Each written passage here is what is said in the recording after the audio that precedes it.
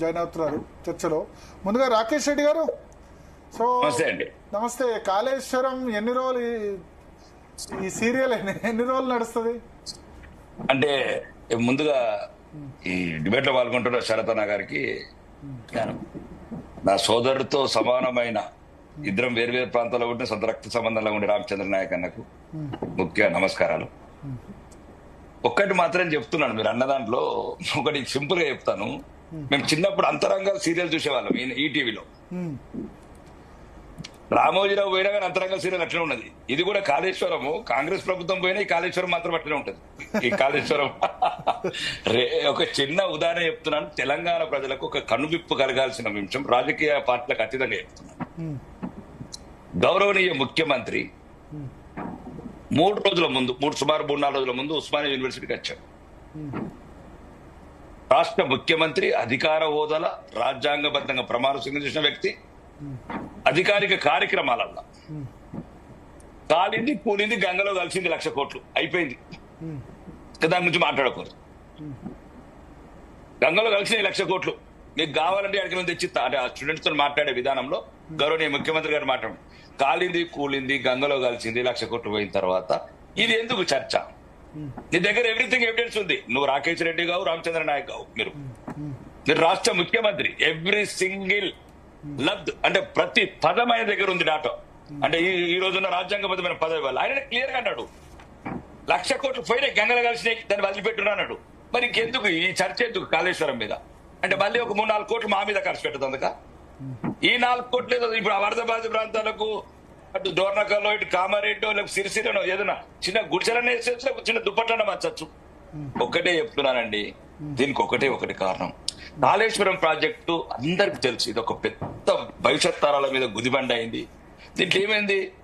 Quality అంటే నాణ్యమైన కట్టడం కట్టలేదండి. ఒక మిగతా విషయాలు తర్వాత మాట్లాడదాం. అది మంచిదా చెడ్డదా, దాన్ని వాటర్ ఇస్తుందా లేదా, లేకపోతే పాలు రిటర్న్ పోతాయా, తర్వాత మాట్లాడదాం. నాసి రకం కట్టడం ఒకటి, అవినీతి.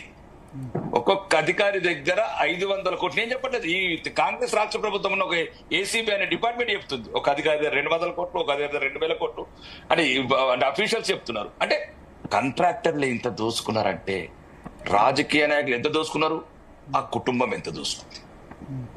దోసుకుంటే అరెస్ట్ ఎందుకు ఎత్తలేరు? అంటే 2 సంవత్సరాల వరకు నువ్వు ఉన్న సీఎం కుర్చీ మీద ఛాయ్ తాగిన, నువ్వు ప్రతిపక్షంలో ఉన్నప్పుడేమో ఛాయ్ తాగే లోపల సమస్యలు పరిష్కరిస్తావు నువ్వు. ఇప్పుడు ఛాయ్ బర్రెలు వచ్చే, గేదెలు ఇచ్చే, పశువులు వచ్చే, పిల్లలు పెట్టి ఇంకెన్ని రోజులు? రేవంత్ రెడ్డి గారు తెలంగాణ ప్రజలను డైవర్షన్ పాలిటిక్స్ మార్చేయండి దయచేసి. ఇది ఒక్క కేసులో నిజాయితీ ఉండండి. ఎన్ని రోజులు మీరు ఇట్లాంటి రాజకీయాలు చేస్తారు? ఒకవేళ నిజంగా తెలంగాణ ప్రజల పట్ల అన్యాయం జరిగింది, అది రాష్ట్ర ముఖ్యమంత్రిగా 3 రోజుల కింద మీరు ఒప్పుకున్నారు. కాళేశ్వరం గంగలో కలిసింది, ఆ 1,00,000 కోట్లు వదిలేనన్నావు. గంగలో కలిపేసిన ఎందుకు ఆపుతున్నావు? లోపల ఎందుకు వేస్తలేవు? ఎక్కడ జరిగింది కుమ్మక్కు? ఎందుకు జరిగింది కుమ్మక్కు? ఇంకెన్ని రోజులు నడిపిస్తావు ఈ సీరియల్ తెలంగాణ ప్రజలకు? ఈ సీరియల్ ఎన్ని రోజులు చూస్తారంటే ఆపాల చర్చ వద్ద అసెంబ్లీలో మీరు ఏమంటారు? నేనేమంటున్నాను, నువ్వు నీ దగ్గర రిపోర్ట్ ఉంది, ఇంకా ఎందుకు తెలియదు? మళ్ళీ రేపు జరిగేది మేము ప్రత్యక్ష సాక్షులం. మళ్ళా మటన్ తినుకుంటా, ఫిష్ తినుకుంటా, సరదాగా మాట్లాడుకుంటా, లోపల ఒకటి బయట ఒకటి మేమందరం.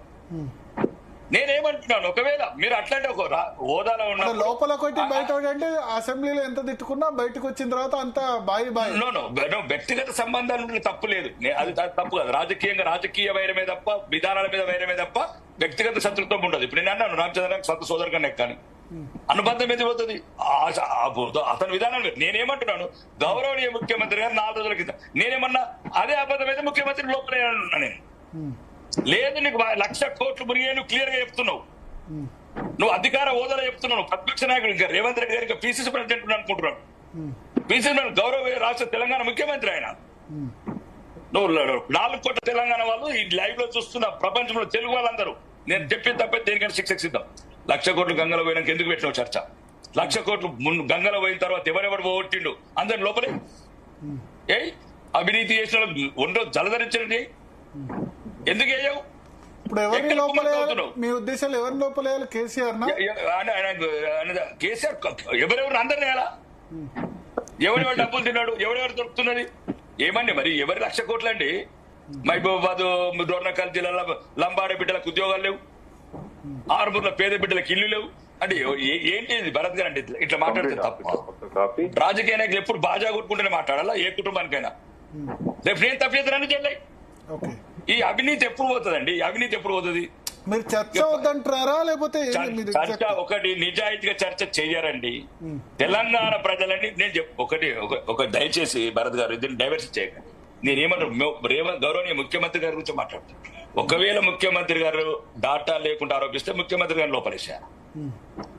లేదు ముఖ్యమంత్రి 1,00,000 కోట్లు గంగలో కలిసినాయి కాబట్టి ఎవరు గంగలో కలిపినా లోపలే. ఎవరిని అరెస్ట్ చేయకుండా 22 నెలలు అయింది, ఒక్క అరెస్ట్ లేదండి. ఎప్పుడు డబ్బులు అవసరం పడితే అప్పుడు ఏటీఎం కార్డు లాగా కాళేశ్వరం. ఒకప్పుడు మా కుటుంబానికి అయింది, ఇప్పుడేమో కాంగ్రెస్ ప్రభుత్వానికి అయింది. ఈ ఆరోపణ ఒక్క నిమిషం రామచంద్ర అన్న, మీ సమయం రాలేదు, మీ సమయం రాలేదు. మీ సమయం వచ్చినాక మాట్లాడి నేను మాట్లాడిన తప్పుంటే గౌరవనీయ ముఖ్యమంత్రి గారు మాట్లాడింది నిజమా అబద్ధమన్న ఉస్మానియా యూనివర్సిటీ అన్న మీరు చెప్పండి. భరత్ గారు ఒకటి రేపంతా తూతూ మంత్రం, వీళ్ళు వాళ్ళు ఒకటే. ఏం మాట్లాడాలో కూడా